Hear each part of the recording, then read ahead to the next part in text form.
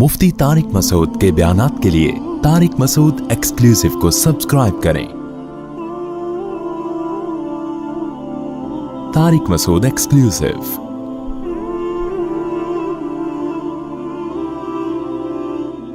हदीस में आता है, रसूलुल्लाह सल्लल्लाहु अलैहि वसल्लम ने फरमाया, जिस शख्स को जहन्नम में सबसे आखिर में निकाला जाएगा और उसको सबसे कम दर्जे की जन्नत मिलेगी, तो अहले ईमान जो है ना, ये हमारा अकीदा है, कुरान और सुन्नत ने बयान किया है कि जो ईमान वाले लोग हैं सजा खाने के बाद बिल आखिर वो जहन्नम से निकलेंगे। ईमान बहुत बड़ी नेमत है, खूब समझ लो। इंसान अमल में कितना ही खराब क्यों ना हो, लेकिन जब तक वो मोमिन है, एक अल्लाह का कायल, पैगंबर सल्लल्लाहु अलैहि वसल्लम की खत्म नबूवत का कायल, इस्लाम को बरहक समझता है और कलमे को मानता है, तो कैसा ही बुरा अमल करे, सजा खाने के बाद बिल आखिर जहन्नम से निकलेगा। इस पे अल्लाह रसूल ने बहुत वाज़ेह तौर पे बता दिया है क्यों निकलेगा। ये भी हदीस में आता है। हदीस में आता है कि जब गुनाहगार मुसलमान जिन्होंने जिना किया, नमाजें छोड़ी, शराबें पी, जब जहन्नम में जलेंगे ना तवील अरसे तक, तो काफिर उनसे कहेगा कि तुम्हारे ईमान ने, तुम्हारे मुसलमान होने ने तुम्हें कोई फायदा नहीं पहुंचाया, तुम तो हमारी तरह ही हो, हम भी जल रहे हैं, तुम भी जल रहे हो, तो हम तो गैर मुस्लिम थे, तुम मुस्लिम हो, तो तुम्हारे मुस्लिम होने का शनाख्ती कार्ड में बस तुमने मुसलमान लिखवा लिया था, तो फायदा क्या हुआ? तुम भी वही, हम भी वही, तो तुम खुदा को मानते थे, इससे तुम्हें मिला क्या?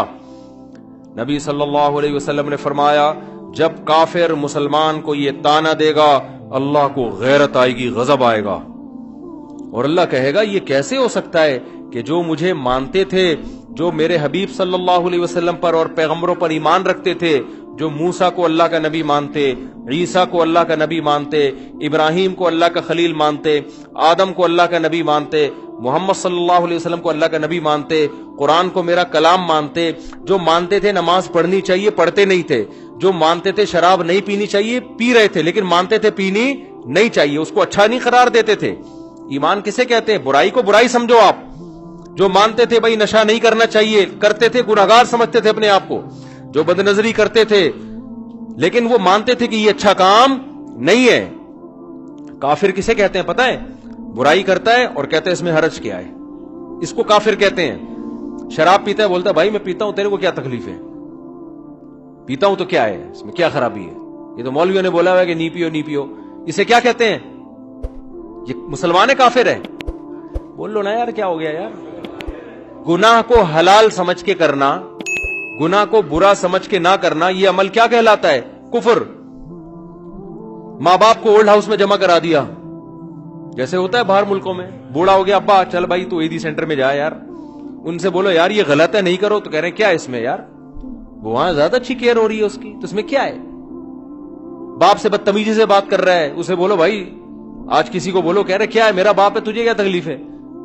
इसका मतलब ये बुराई को क्या कर रहा है? अच्छा समझ के कर रहा है। और एक वो होता है कि इसको काफिर कहते हैं। एक वो होता है जब आप हिंदुओं में बयान करो कि गर्लफ्रेंड मत बनाओ, कहने क्यों नहीं बनाया भाई, क्या है गर्लफ्रेंड में, क्या खराबी है? तो बुराई को वो क्या समझ रहे हैं? उसको बुराई नहीं समझते। मुसलमान ने गर्लफ्रेंड रखी हुई है, उसको बोलेंगे भाई ये हराम है, तो उसको थोड़ा सा निदामत का एहसास होगा, यार काम में क्या कर रहा हूं, गलत। निकाह पैगंबरों की सुन्नत है, गर्लफ्रेंड रखना ये काफिरों की सुन्नत है, जिना करना ये गंदा अमल है, ये पाकीज़ा अमल नहीं है।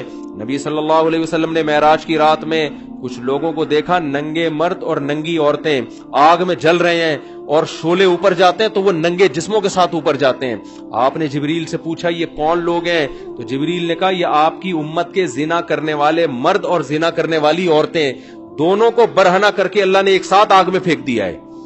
जिस औरत के साथ जिना किया उस औरत को भी इसी आग में बरहना करके, और जिसने जिना किया उसको भी अल्लाह उसी आग में डालेगा, जिसने जिना किया। समझ रहे हो कि नहीं समझ रहे? तो मुसलमान गुनाह करता है, लेकिन उस पर उसको निदामत के गलत कर रहा हूं मैं, तो इस गुनाह की सजा ये इसको मिलेगी। लेकिन अगर तौबा ना की, इसने तौबा कर ली तो अल्लाह माफ करने वाला है। तौबा किए बगैर, सच्ची तौबा किए बगैर अगर चला गया दुनिया से, तो कुरान ने जो उसूल और ज़ाब्ता बयान किया, इसको सजा मिलेगी। अब ये भी उसी आग में जलेगा, काफिर भी जलेगा।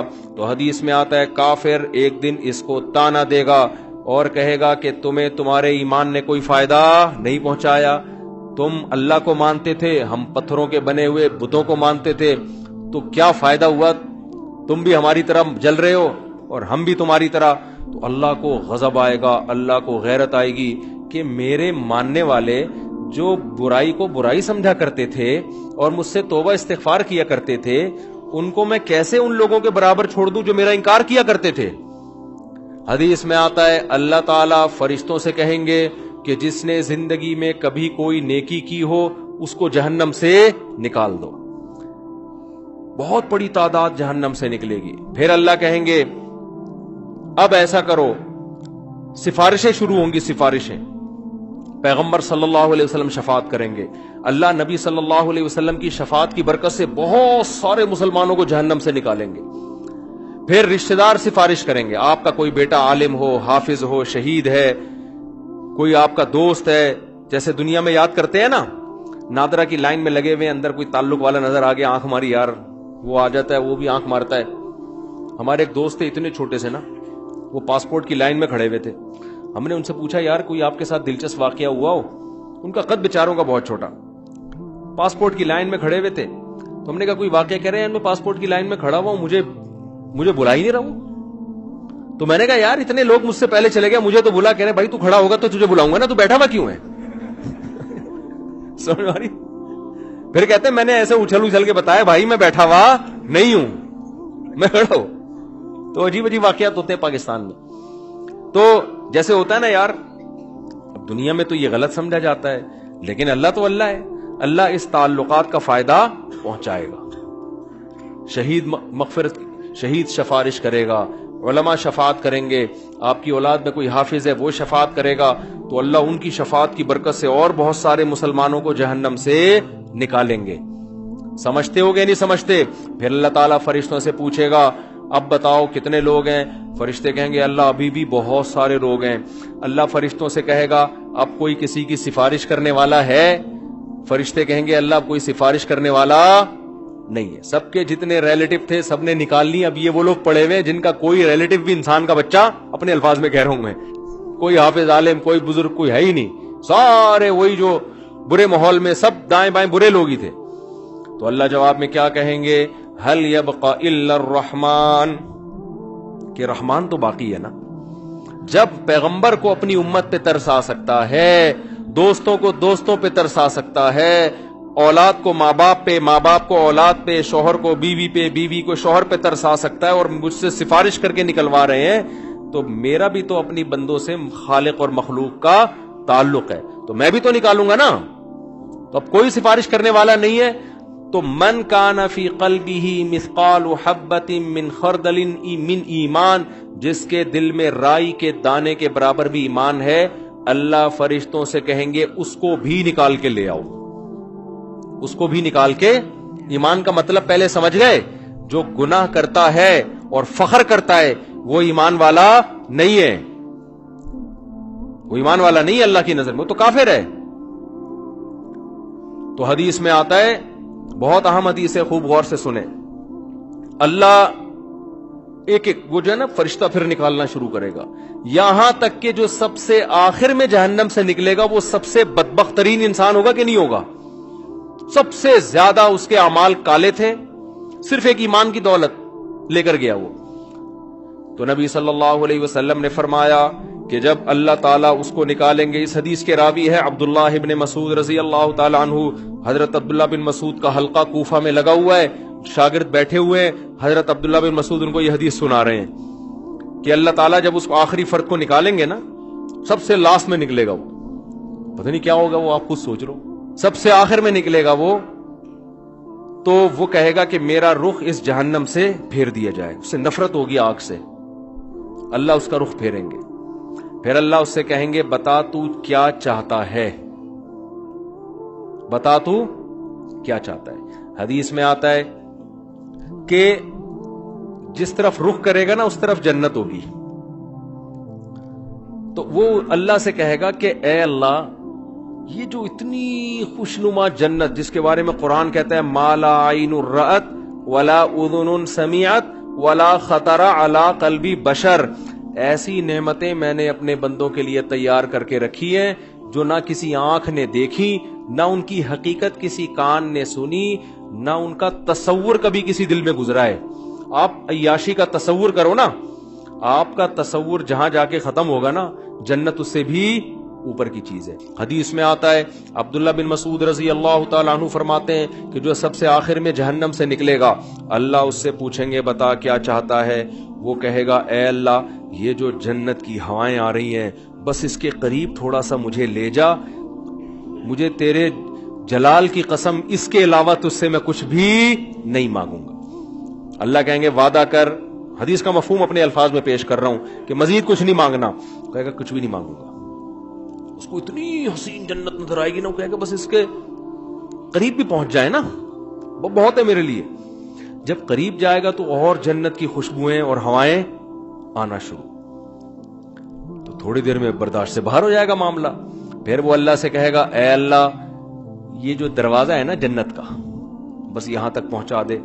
اللہ کہے گا تو نے مجھ سے وعدہ کیا تھا مزید کچھ نہیں مانگوں گا، کہے گا اللہ میں نے وعدہ تو کیا تھا، بس یہ میرا سچی مچی کا وعدہ ہے، یہاں تک پہنچا دے، اس کے بعد میں تجھ سے کچھ بھی نہیں۔ غالباً حدیث میں آتا ہے ایک درخت اللہ جنت کا لگائیں گے باہر، درخت ہوگا جنت کا، کہے گا اس درخت میں پہنچا دے، اتنا حسین خوبصورت درخت ہوگا وہ۔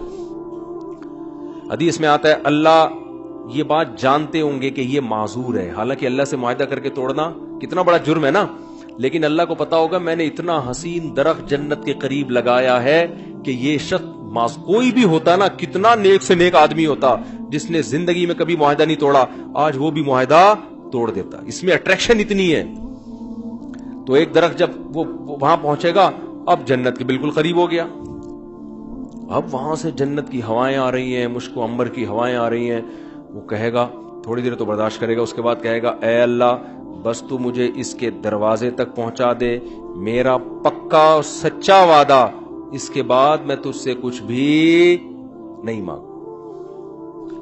اللہ کہیں گے تو نے تو وعدہ کیا تھا مجھ سے، وہ کہے گا مجھے اچھی طرح یاد ہے، میں نے وعدہ کیا تھا، وعدہ خلافی کرنا بہت بڑا گناہ ہے، اور اللہ سے وعدہ کر کے جھوٹ بولنا تو بہت بڑا گناہ ہے، بس ایک دفعہ ہے بھائی اس کے بعد کبھی نہیں مانگوں گا۔ حدیث میں آتا ہے اللہ جانتے ہوں گے کہ یہ معذور ہے، کوئی بھی اس کی جگہ ہوتا تو جنت میں اٹریکشن اتنی ہے، دروازے پہ پہنچ جائے گا، اب تو اور قریب ہو گیا نا، تو وہ کہے گا اے اللہ اندر داخل کر دے، پکا وعدہ، اس کے بعد میں تجھ سے کچھ بھی بولو نہیں مانگوں گا۔ اللہ کہے گا تو نے وعدہ کیا تھا، کہے گا وعدہ کیا تھا، اب میں بالکل سچی مچی کا وعدہ کر رہا ہوں، بالکل پکا ڈھکا وعدہ کر رہا ہوں، اس کے بعد کچھ نہیں مانگوں گا۔ حدیث کا آخر میں الفاظ یہ ہیں کہ جب اللہ اس کو جنت میں داخل کر دے گا نا، تو وہ جب اندر جا کے دیکھے گا، او بھئی ایسے دودھ کی نہریں، شراب کی نہریں، ہورے، کراچی کے لونڈے لپاڑوں کو تو ایک ہوری دکھا دو نا کافی ہے ان کے لیے، اور یہ تم گٹکے کھا رہے ہو نا، ہور تو دور کی بات، ان دنیا کی عورتوں کے قابل نہیں بچو گے تم، یہ بیڑا غرق کر دیتا ہے یہ گٹکا۔ ہمارے ایک دوست بہت سگریٹ پیتے تھے، شادی نہیں کرتے تھے، میں نے کہا یار اب شادی کیوں نہیں کرے گا، نا دھواں نکلے گا اور کچھ بھی نہیں بچا میرے اندر، وہ بالکل نا ہڈیوں کا ڈھانچہ بن گئے، کہہ رہے اب دھواں ہی رہ گیا، تو یہ گٹکے ہی نہ ہو، تھوڑا صحت بناؤ یار، سمجھ رہے ہو، کچھ صحت بناؤ۔ تو اس گٹکے کے ساتھ ہور ملے گی بھی کیسے تمہیں ہور خود وہ انکار کر دے گی اللہ اس کے نیک عمل کی وجہ سے میں اس کو مل رہی ہوں، میں نے کون سا گناہ کیا تھا تو مجھے اس کے حوالے کر رہا ہے، کیا خیال ہے؟ تو پہلے گٹکے والوں کو تیزاب سے کلیاں کروائی جائیں گی، اور تیزاب جنت میں نہیں ہوگا، تیزاب کے لیے جہنم میں نہ جانا پڑے کہیں خدا نخواستہ۔ تو چھوڑ دو یہ منہ کے کینسر سے کتنے لوگ میں نے مرتے ہوئے اپنی آنکھوں سے دیکھے ہیں جوانی میں۔ تو خیر، تو حدیث میں آتا ہے جب وہ جنت کے اندر جائے گا نا، اتنی حسین جنت، اتنی خوبصورت جنت کہ وہ اللہ سے کہے گا کہ اے اللہ تو اللہ ہو کے میرے ساتھ مذاق کر رہا ہے، یعنی اس کو تصور ہی نہیں ہوگا نا کہ اللہ مجھے اتنی خوبصورت جنت میں داخل کر سکتا ہے، یہ تو ممکن ہی نہیں ہے کہ یار اتنے میں کہاں اور یہ اتنی خوبصورت جنت عیش و عشرت والی کہاں۔ عبداللہ بن مسعود رضی اللہ تعالی عنہ، انہوں نے جب یہ حدیث سنائی تو یہ حدیث سنا کے مسکرانے لگے. صحابہ کیسے نبی سے محبت کرتے تھے یار. یعنی نبی صلی اللہ علیہ وسلم نے حدیثیں سناتے وقت جو انداز تھا نا، صحابہ کوشش کرتے تھے پیغمبر کا قول سناتے ہوئے ہمارا انداز بھی وہی ہو جائے. عبداللہ بن مسعود یہ حدیث سنا کر مسکرائے اور اپنے شاگردوں سے پوچھا، پوچھتے نہیں ہو کہ میں مسکرا کیوں رہا ہوں؟ شاگردوں نے کہا بتائیے آپ کیوں مسکرا رہے ہیں؟ انہوں نے کہا کہ نبی صلی اللہ علیہ وسلم نے جب یہ بات ہمیں سنائی نا کہ وہ شخص اللہ سے کہے گا اے اللہ تو اللہ ہو کے مجھ سے مذاق کر رہا ہے بھائی. تو جب یہ بات نبی نے سنائی تھی تو نبی بھی مسکرائے تھے، اور مسکرانے کے بعد نبی نے ہم سے پوچھا تھا کہ پوچھتے نہیں ہو میں مسکراتا کیوں؟ ہم نے پوچھا تھا کہ یا رسول اللہ آپ بتائیے کہ آپ کیوں مسکرا رہے ہیں؟ تو نبی صلی اللہ علیہ وسلم نے فرمایا کہ جب بندہ اللہ سے یہ کہے گا نا اللہ تو اللہ ہو کے میرے سے مذاق کر رہا ہے، تو اللہ بھی بندے کی یہ بات سن کے مسکرائے گا. سمجھ رہے ہو؟ اللہ اس پہ گستاخی کا فتویٰ نہیں لگائے گا. گستاخ اللہ کو پتا ہے اس کی اندر کی حالت کیا ہے، اندر کی حالت کیا ہے. پھر اللہ اس سے کہیں گے یہ ایک ہے، اس جیسی 10 گنا بڑی جنت میں نے تجھے دی ہے. تو بھائی وہ اللہ ہے، وہ انسان نہیں ہے. اس کے خزانے بھی بہت اور اس کے دونوں ہاتھ بھی کھلے ہوئے ہیں. تو اللہ کہتا ہے قل اُنَبِّئُكُم بِخَيْرٍ مِّن ذَلِكُم، جن دنیا کی نعمتوں کے پیچھے تم بھاگ رہے ہو نا، اس سے بڑی نعمتیں ہم تمہیں بتاتے ہیں. وہ کیا ہے؟ وہ جنت میں ہے.